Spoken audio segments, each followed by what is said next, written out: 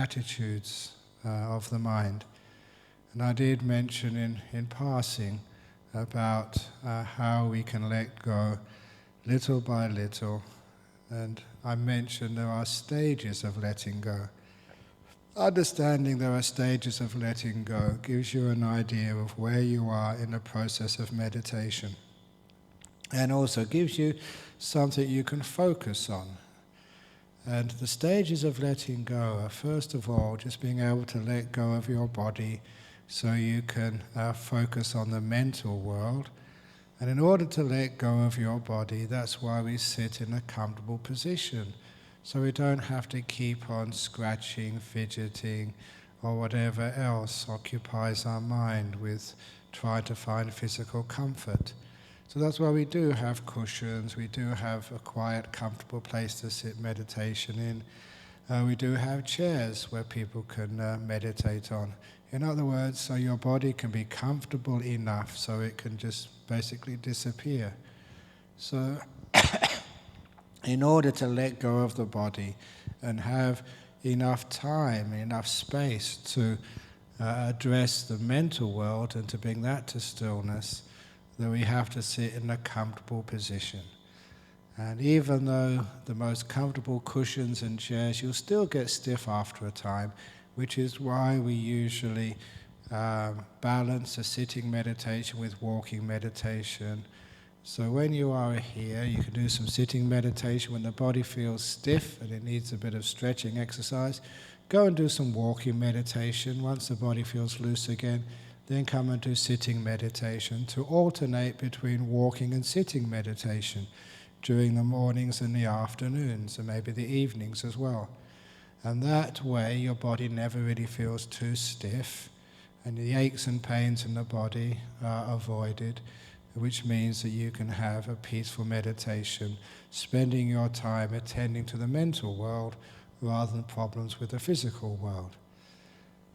If during the meditation there is a need to cough, then please cough. If you don't cough straight away, we have what I call the volcano effect. If you don't know what the volcano effect is, it is what happens when you decide, I am not going to cough, I'm going to hold it in because I don't want to disturb the people around me. And if you do suppress like that, you know what happens. The energy builds and builds and builds and builds and builds. And when you do cough, it is like a volcano going off. And everyone can hear it. And just to extend the volcano simile, lots of lava-like stuff gets sprayed all around you, which is not very healthy. So it's a good example. If you feel like coughing, cough quickly, get it out of the way, and it's much safer, much healthier. And it's the same if you have an ache or a pain in your knee. If you feel like you've got a pain in the knee, maybe you can try and avoid it for a little while and just see if it's just something which is going to pass very quickly. But if it does build up, then move. All you need to do is very gently, mindfully move the body and get into another position. It takes about 15, 20 seconds. Yes, you disturb the stillness, but you soon make up what you lost in the next minute or two, and you have no pain in your body. So if you need to move, move. Don't just sit there and think, I'm going to endure this and break through this pain. One of my friends, he tried that many years ago to sit through pain. And he sat there, even though his knees were killing him, and we did have to send him into the hospital because he couldn't walk to have a double knee reconstruction. It was absolutely stupid stuff to try and do things like that. And it's not the teaching of the Buddha. The first thing which he taught after he was enlightened is don't do those ascetic practices. Don't torture your body. He said, use a middle path. Have comfort for the body, not indulgence, but comfort, so the body can disappear and vanish, so you can attend to the mental world. So once your body is comfortable, you've rested enough, slept enough, ate well, and you feel comfortable, then you find you're free to attend to the mental world. So the first thing we do is to let go of the body by bringing it into a sense of comfort, by walking, sitting, sitting, walking. and also lying down if you need a rest. And once you've let go of the body, then you are free to attend to the mental world, which is the most important part to calm down and bring to stillness. And the first part of the mental world we have to deal with is our thinking. But there's always two parts to the thinking, I say. The first one is when we dwell on the past or the future, as I was saying yesterday. And that should be, for the first couple of days of this retreat, your main focus is to let go of the past, don't worry about the future, and start focusing in the present moment. Just being here, being now. And that's such an important stage of meditation because that's a foundation on which everything else is built. If you keep on going off into the future, that's called expectation, that's called wanting and craving. You just cause too much problems for yourself, and also you don't find any peace at all. You'll never find peace in the future or the past, you only find it right now. So we have to learn how to be in the moment much more. And that is sometimes what people call mindfulness. So when you are walking, you're just one step at a time. When you are even going from here, maybe to the toilet, you haven't arrived at the toilet yet, you're not here in this room. So be where you are, be on the way. Don't send your mind to the destination before your body has arrived. So wherever you are, put your mind there. I'm on the way to the toilet. So always be in the moment, never be ahead of yourself. And that's also with the lunchtime meditation. When you are eating, a good way of practicing present moment awareness while you're eating is the one spoon at a time practice. Because you may notice that when you eat, you may have a spoonful or a forkful of food in your mouth, chewing it. And there's another one waiting on the spoon in line. And there's another one heaped up on the plate. And you're busily scraping around for something which you're going to have the fourth morsel of food. You watch when people are eating, there are 2 or 3 morsels of food ahead of themselves, which is why they're not really paying attention to the food that they are chewing right now. There are 2 or 3 spoonfuls ahead of themselves. So when you are eating today and the next few days, see if you can do the 1 spoon, 1 fork, or 1 chopstick full at a time practice. Choose what food you're going to eat, bring it up, put it in your mouth, and put attention on what you're eating. And don't fill the spoon or the fork up until you've swallowed the food, and then you start to gather up the next morsel of food. Don't be 2 or 3 spoonfuls ahead of yourself. If you don't know what I'm talking about, have a look on the table where you eat and see how other people do this. They're always ahead of themselves. So here we come into our present moment. And to even do that, if you really want to, you can take off your wristwatches and just forget about time. Now is the only time we really have. Just be in this moment. You will know when it's breakfast time and lunch time. There are a few clocks around which you can look at if you really need to, but you don't really have to be a prisoner of time and worrying about is it morning, is it afternoon, Monday, Tuesday, Wednesday, Thursday. You don't have to go to work, so it doesn't really matter. And when you're not a prisoner of time, you're not thinking about what's going to happen in the future and how you're going to plan your day. You're just much more in this moment. Every moment is important. Forget about the moments which are coming next. Just this moment is the only one you have. You find you come much closer into this present moment, which is letting go of time. Sometimes, do you think you have enough time in your life? Or as you're rushing around? There is enough time, only we're never here to enjoy it. So on this retreat, you have no responsibilities or duties, or minimal ones. So see if you can come into the present moment as much as you can and make that a focus. It's strange when I say to come into the present moment that some people ask, well, what am I supposed to watch when I'm in the present moment? What am I supposed to do in the present moment? And that made it clear to me that there's too many people have got no familiarity with the present moment. They basically don't know what I'm talking about. And that's really quite sad, that in our present world we know about planning, we know about remembering things, but we're so unaccustomed to just being here that we don't really know what the present moment is. So you can imagine when there's no past and there's no future, what's left is called the present moment. So you can know it by exclusion. There's nothing, you're not thinking or worrying about the past. The mind is not running off into the future. You really are right here. This is called now.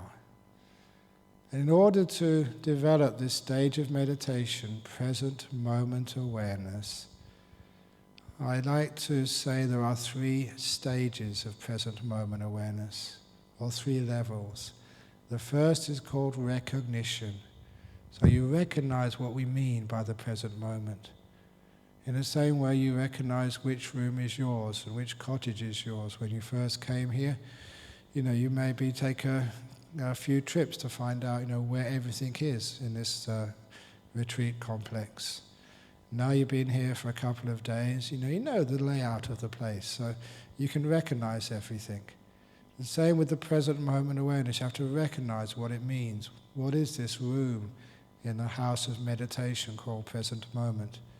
Once you recognize it, the next stage happens naturally, which is you become familiar with the present moment.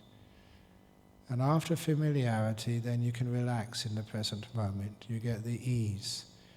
In all these stages of meditation, they always have these 3 levels: recognition, familiarity, and you'll complete the training with your ease. You're at ease in the present moment. And your ease in the present moment means it stays there. It doesn't disappear. You can stay in the present moment for long periods of time because you can relax in the present moment. So try making the present moment your first goal. For those who haven't heard these similes which I have developed to try and get you into the present moment, one of the most powerful similes which helps people get into the present moment is to do a little visualization. To imagine yourself carrying 2 heavy shopping bags. And visualizations only work if it's something which you are used to, something you can recognize. And each one of you who have been shopping or have been to the airport carrying heavy suitcases or heavy shopping bags, one in either hand, and you know what it feels like. It makes your arms ache and your shoulders hurt. So you imagine you've been shopping and you're carrying these 2 really heavy bags, one on the left hand, one on the right hand. And you can understand what that means because you've experienced that before. And now, using your powers of imagination, you look at the shopping bag in the left hand, and that's got the letters written on the outside, P-A-S-T, past. Because inside that big shopping bag is all of your memories, both good and bad, everything which has happened to you, which you are carrying around with you. And the shopping bag in the right hand has the letters F-U-T-U-R-E. That represents the future. And in that bag are all of your plans, your fears, anxieties, and dreams as well. All packed inside this huge bag, which is incredibly heavy, and you've been carrying that around for too long too. So you're associating the bag in your left hand with your past, the bag in your right hand with your future, and you're associating carrying these around for too long as the cause of this heaviness, this ache and pain. And now you focus on the bag in the left hand and you imagine yourself lowering that bag to the ground, doing it slowly. If you are going to do these meditation exercises, please don't rush through them. If you go fast, it doesn't have the same powerful effect. Do it slowly. Imagine yourself inch by inch lowering the bag and the left hand onto the ground. And when it meets the ground, it's just as a real bag, the weight, the burden disappears. You put the bag down. And then you move your fingers away from the handle, move your left arm to your side so it can rest and recuperate. And you've let go of the bag containing your past. And then you do the same with the bag in your right hand, the future, lowering it to the ground. When it meets the ground, the weight disappears. You've let go of the future. But you're still holding it, so move the fingers away from the handle to your right arm. It's hanging loosely by your side. And doing that slowly helps. The visualization helps you let go of the real past and the real future. And it helps because you know that no one is going to take it away from you. You don't have to be afraid. You're just putting it down for the time being to get a rest. Telling people to let go of the past and the future forever would be a wonderful thing if they could do it, but that's scary.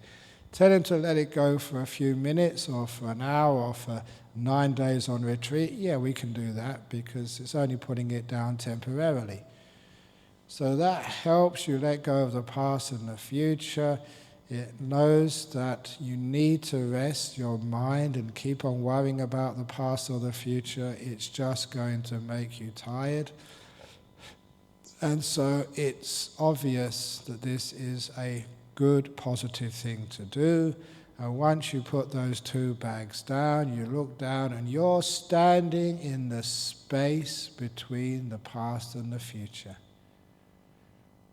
Between the left hand bag and the right hand bag, you're standing in the middle. And you recognize that is this space called the present moment, right in between. And it's a place where there are no burdens, a place of rest, a place of freedom. So we come into that present moment. You stay there long enough, few seconds or a minute or 2 minutes, and you start to recognize it's a very peaceful, happy place. Please recognize its peace and happiness, the sense of freedom from all the burdens. Because if you can recognize its peace and happiness, then that means it will stay. One of the reasons why the mind keeps wandering off is because it doesn't recognize that now is a very happy place. This is beautiful, this is peaceful. And it doesn't recognize that, it goes looking for happiness somewhere else. So deliberately appreciate the freedom of being in the present moment, the lightness of the present moment, and the sheer happiness of it. And then after a while, you'll become someone who can incline to the present moment and can stay there. It's like a good old friend. You like it, you appreciate it, it's a great home for you. So see as much as you can on this retreat, being in the present moment. Make that an important goal of this retreat. It's letting go of the past and the future, abandoning those things so you can just be here. Just like when you were a little kid, it was so easy when you were a kid, just being in this moment, enjoying every moment of the day without any fears about what's going to happen next, hardly any problems at all, just living in the moment. You're allowed to do that during this retreat, so go for it. For those of you who still find it difficult being in the present moment, go out into the compound. When you walk back to your hut, take your shoes off, take your socks off, and feel the concrete or the tiles, whatever else is under your feet, the stones around the stupa or the grass. Feel that with bare feet. Take off all of the jumpers and the shawls. Don't take too much off. And just feel the wind, feel the cold, feel the sun on your body. So get into feeling things. If you go for a walk in the forest, obviously wear your shoes and just listen to the sounds of nature.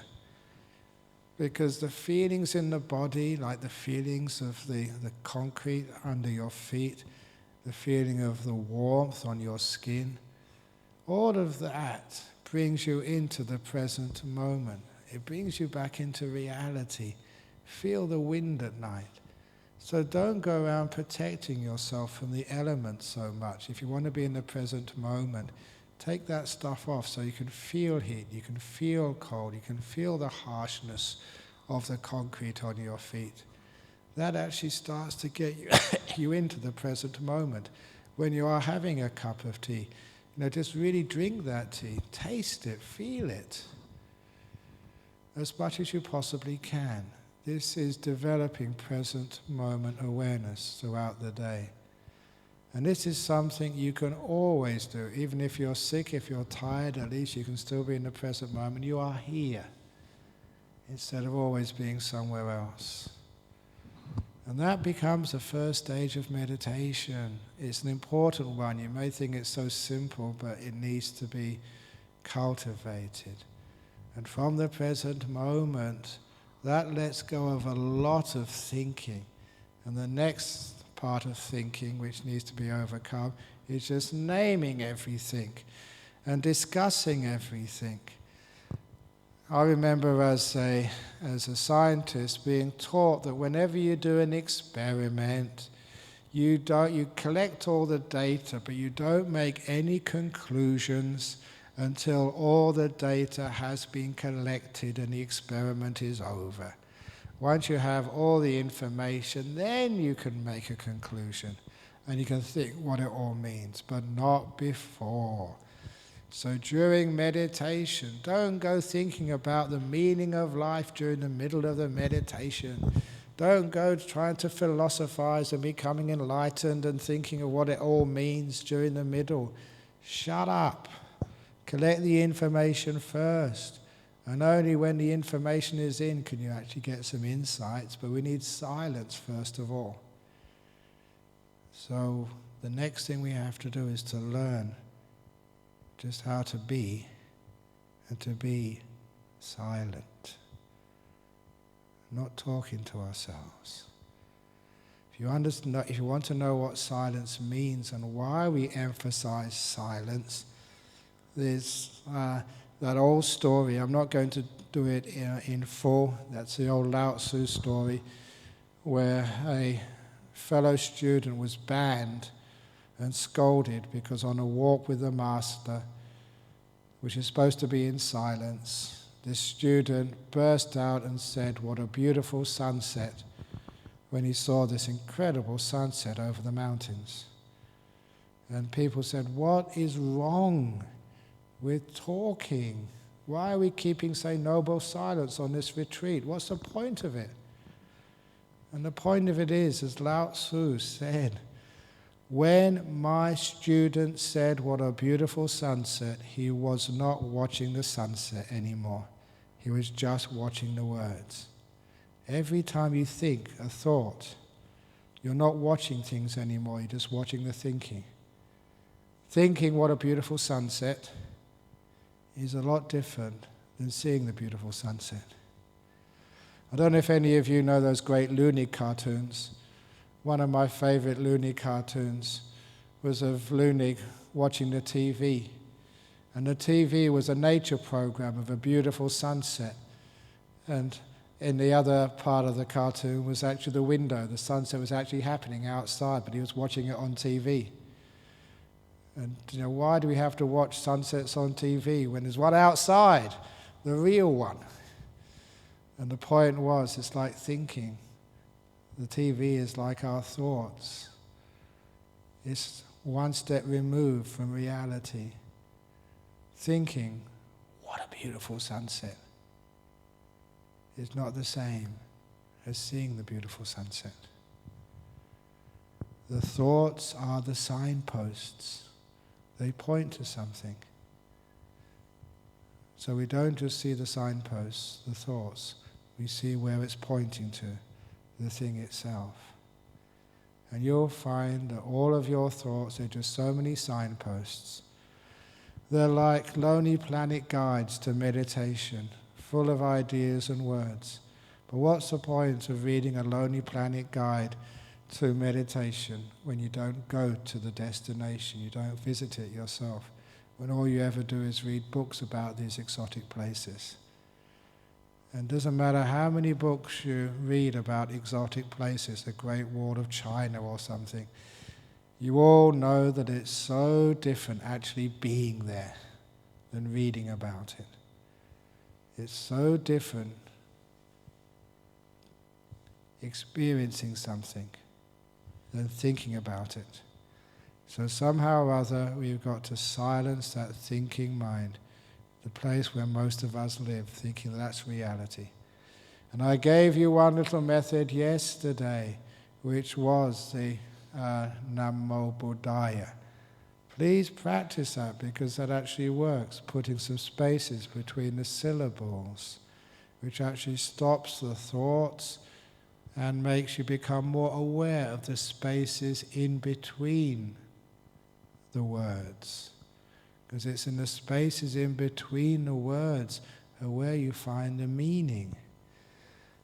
For a good example here, I can just do so many examples. For example, I want you to experience your reaction after I say these words.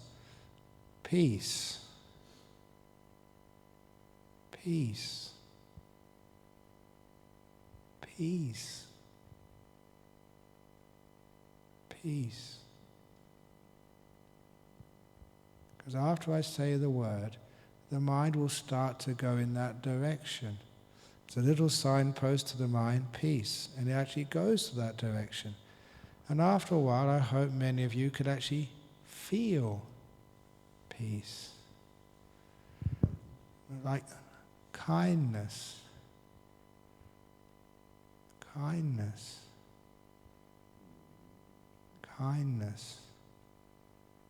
Can you notice the difference between the word kindness, the thought kindness, and what it actually is, what that word is describing?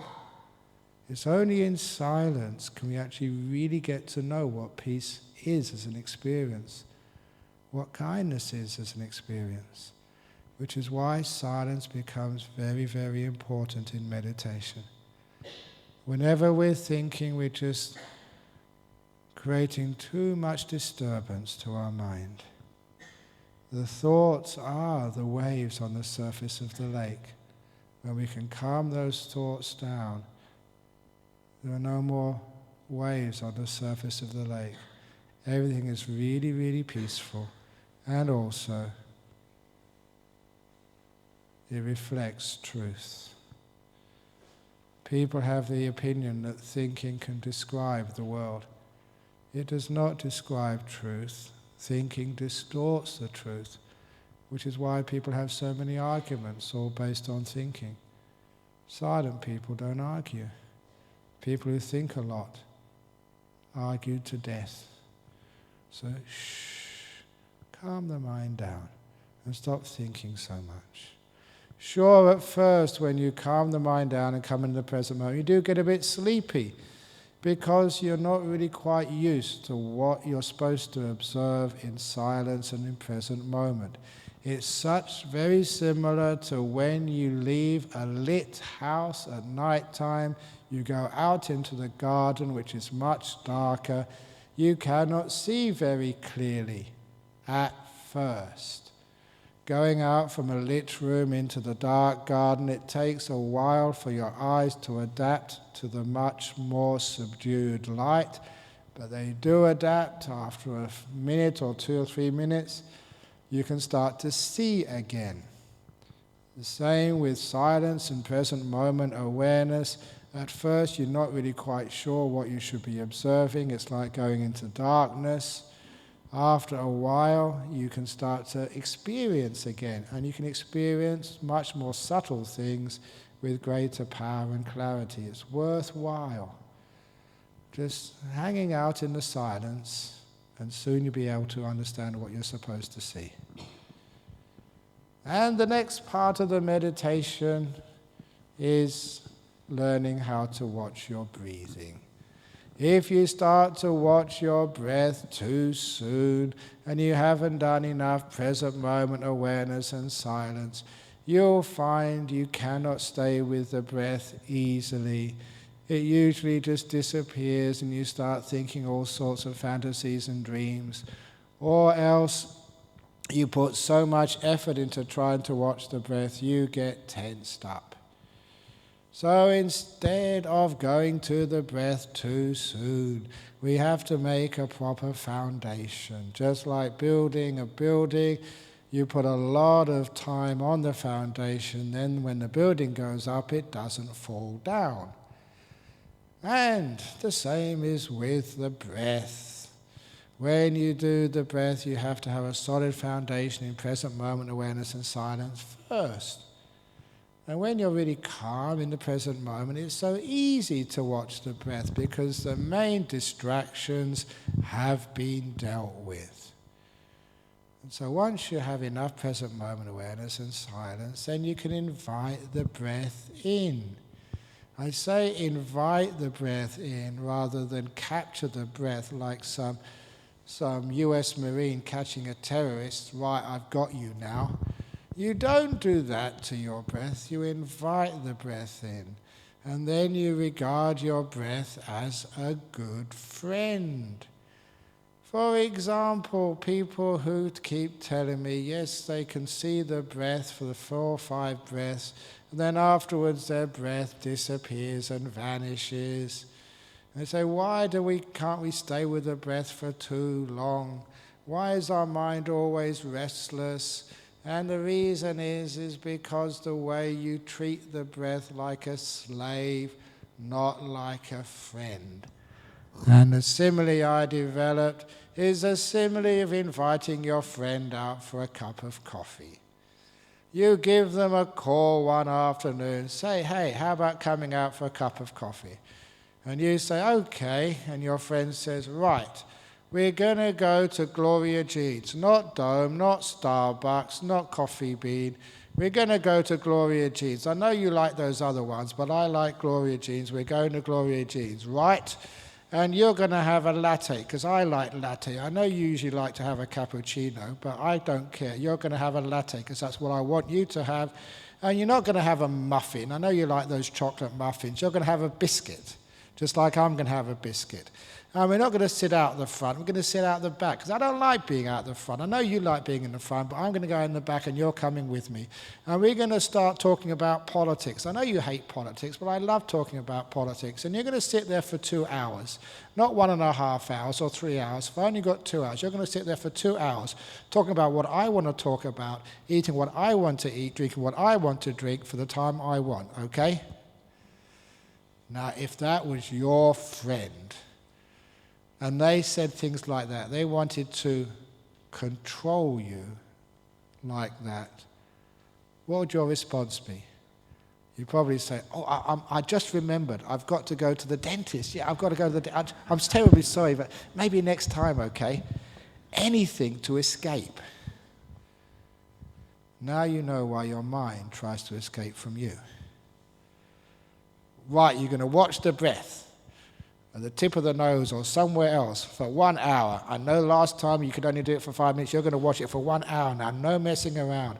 And you're not going to do how you want to do it. You're going to do it how I'm going to do it. Mind, you're going to stay still. And your mind, as soon as it sees you coming, will run away, will hide, will go into the toilet and not come out again, anything to escape from you. Because the way you've treated your mind or treated your breath has been like some control freak. That is not the way to treat a good friend. But imagine a real friend gave you a call one afternoon and said, hey, are you free this afternoon? You say, well, maybe. How about come for a cup of coffee? And you know that place you just told me about last week you said was really good? I haven't been there yet. Let's go to your place. And I know you really said those cappuccinos were really delicious. I don't usually like cappuccinos, but if you recommend it, yeah, we're going to drink what you drink. And I like to try one of those beautiful chocolate muffins you keep talking about. I'll try one too. And you've been coming to this Buddhist society. Tell me something about Buddhism. I'm really interested in what interests you.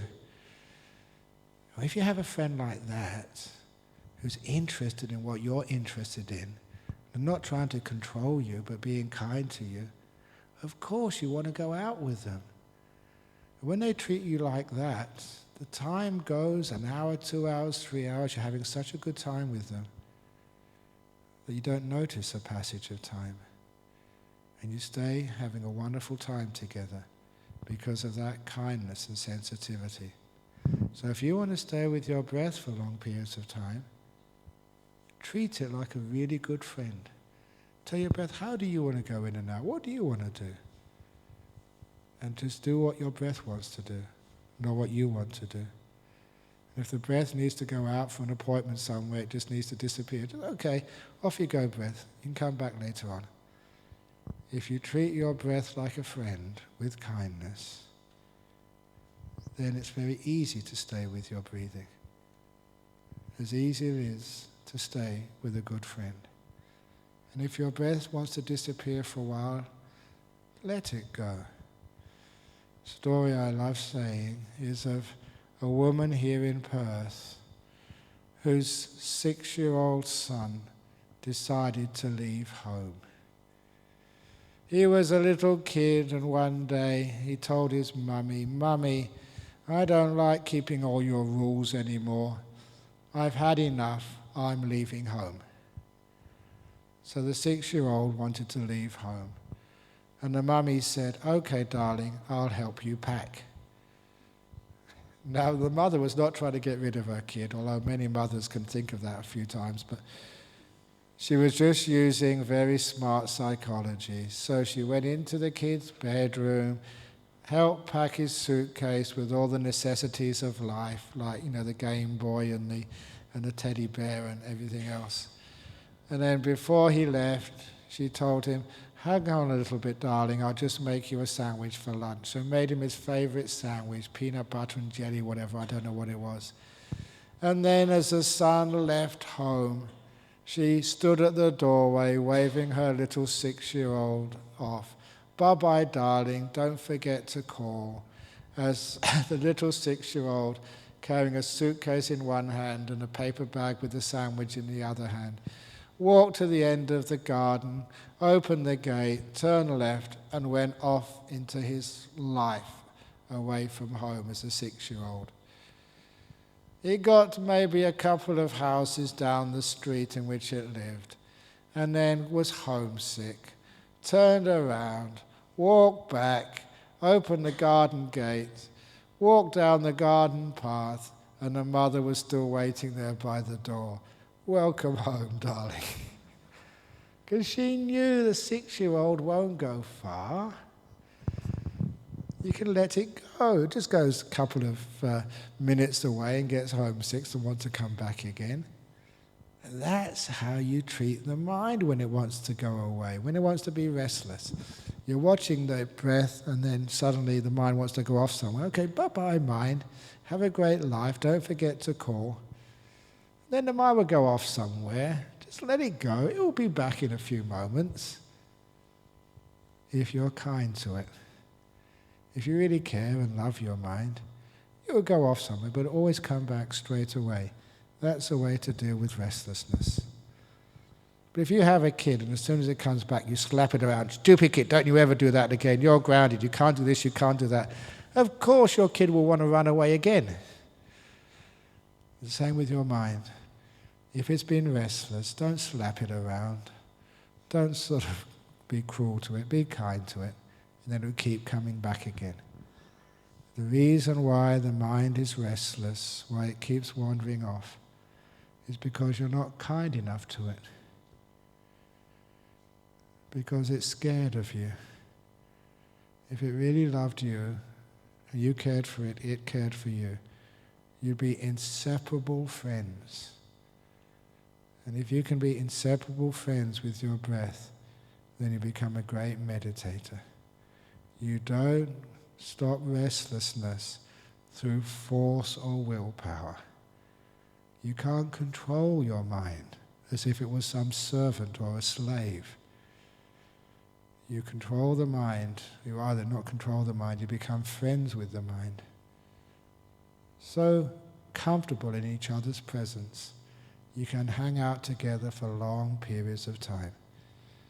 And after a while, hanging out with something as simple as your breathing is so peaceful, so joyful. It's as if when you have a chance to meditate, the breath sees you, you see the breath. Hi, it's you again. Yeah, let's hang out together. And you hang out together half an hour, an hour and a half, having a great time with no other worries in the world. And that's called breath meditation. I should mention that when you watch the breathing, you don't watch the breathing at the tip of the nose or at the belly or anywhere else. This is not nose meditation, it's not belly meditation, it's breath meditation. If you haven't done breath meditation before, I tell people to close the eyes, and as you close the eyes, just breathe in and out 3 times. At the end of the 3rd breath, open your eyes. And then I ask the new people, how did you know you were breathing in? And how did you know you were breathing out?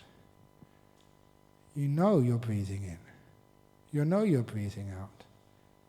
However you know, whatever it is, whatever experience it is, tells you you're breathing or not breathing out, that is what you watch. You don't watch the tip of the nose because sometimes you're not breathing into the tip of the nose. You don't watch the belly because you're not breathing into the belly. Somewhere in your body you're breathing in. Who cares where it is, as long as you're breathing? That's what you watch. The sensation that tells you the breath is going in. The sensation which tells you the breath is going out. And don't be concerned about where that feeling is located. Just to know the breath. And that's all. And if you can keep doing that, you'll find that soon the mind gets very peaceful and very still. Yeah, it's tough at first because you have to make the transition from a very busy life with lots of thoughts and lots of plans and lots of responsibilities. It takes time, but please give yourself that time. Be kind to your body, kind to your mind, and you will find that little by little you ease into this meditation retreat. It's still early days, so please, the beds are there for you to have a good rest. I think, is there any news of the water? Is it the water is working now, so you can take a shower, but take short showers today, so you don't think shower and just soak yourself for half an hour. No, just little by little, because otherwise it might sort of all disappear again. So, but we got some water again. It doesn't last that long when we don't have any water. And just keep the mind very peaceful and very, very calm. Because when it's very peaceful and very, very calm, then of course you don't sweat so much, your metabolism goes down, which means you don't need to wash so much because there's not so much dirt coming out of you. So be very still and very, very peaceful. And by doing that, you're actually developing the meditations and all the other things which are going to come as a result of the meditation you would experience. And I'll be talking about more of those in the next couple of days. So please enjoy yourself. And again, meditate any place on this retreat, in your room, on the stupas, wherever you feel is comfortable for you. So today I was just talking in more detail about present moment awareness, silence. Oh, just by the way, if somebody does talk, it's supposed to be noble silence, so you don't have to talk to anybody. If someone talks to you, sometimes people think, if I say shut up, be quiet, then I'm breaking my noble silence too. So instead, when somebody talks, all you need to do, they're talking to you, just put your finger up, give them the 1 finger sign, but not the usual one, just shh, shh. That's all you need to do. Just do a shh, and that reminds them to be quiet. So you don't have to join in the conversation. Just go shh, and then they can be quiet too. But because there's people here, if you don't talk to them, sometimes they feel a bit upset. So noble silence doesn't mean you have to scowl at people. It's quite okay to smile at people in the morning. When somebody gets up and they're in your cottage, at least you can smile at them. So smiling is okay, talking not. Okay, so any comments or questions? So we've got some announcement here. Yeah, yeah.